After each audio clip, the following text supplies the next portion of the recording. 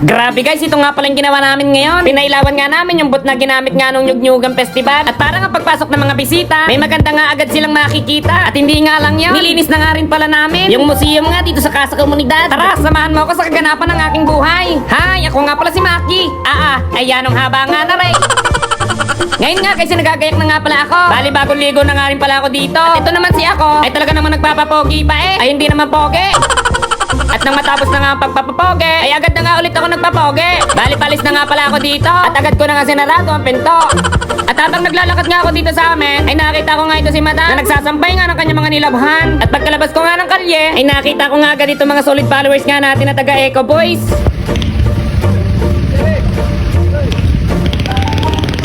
Grabe guys, mabuhay kayo. Sila nga po yung nangongolekta ng mga basura nga dito sa lungsod ng Tayabas. Ay talagang yan, sisipag naman talaga ay. At shoutout na nga rin pala kay Tolomi TV, isang vlogger nga din po ng Tayabas. Ngayon nga ay nandito na nga tayo sa Casa Komunidad. At pagpasok ko nga ay nakita ko nga agad ditong kamukha ko. Walistik talaga yan ng pogi ay.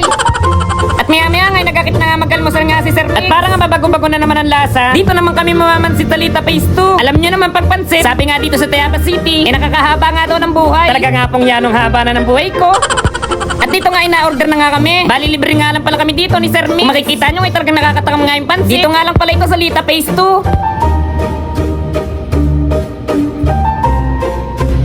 Idol Rocky. Shoutout nga pala dito kay Bossy. Pasensya ka na po at wala tayong sticker ngayon. At hindi pa nga tayo makapagpagawa ngayon. Kasi nga kulang pa nga yung budget natin. At pagkatapos nga natin naman nakita ko nga ito si Ma'am Stella. Ay talagang busy ang ating mga GSK skill workers. Ay sa pagpapaganda nga ng ating bandstand. Para nga sa papalapit na Kapaskuhan. Siguro matatapos to by November. Ingat kayo palagi sa mga gawa ninyo. Safety first lang palagi. Ngayon nga guys, iilawan na nga natin tong booth. Bali ito nga palang booth. Ito nga pala yung dinisenyo natin nung nakaraan nga nung Nyug-Nyugan Festival. At napasama nga tayo sa runner up. At dahil nga malaki nga ang ating benta at ang naiuwi nga nating premyo, tumataginting na 250,000. At nagpatuloy na nga ulit tayo sa paglilinya nga ng ilaw. Bali ang gumagawa nga nito si Paring Pilmar. At ang sabi ko nga sa kanya pagdating sa pag-wear, ipas ako. Ay nakakadala din naman talaga pagiging na kuryente ay. Mapapakislig ka talaga sa sobrang sakit. Maya-maya nga ay dumating na nga si Paring Pilmar. At siya na nga lang daw magpapatuloy. At sa pag-wire nga ay siya nga lang talaga yung nakakaalam. At habang gumagawa nga pala kami dito, ay may tumawag nga kay Paring Pilmar. At magpapadrive nga daw papuntang NCH. Ay talagang yan ang gandang dilag na rin.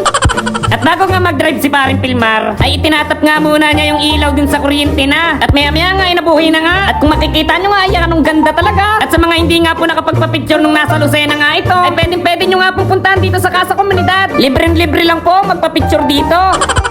Ngayon nga guys, ito na nga yung itsura ng museum nga natin dito sa Casa Komunidad. At nakita ko nga dito si Kuya Lando na barinong-barino na nga sa pagpapunas nga ng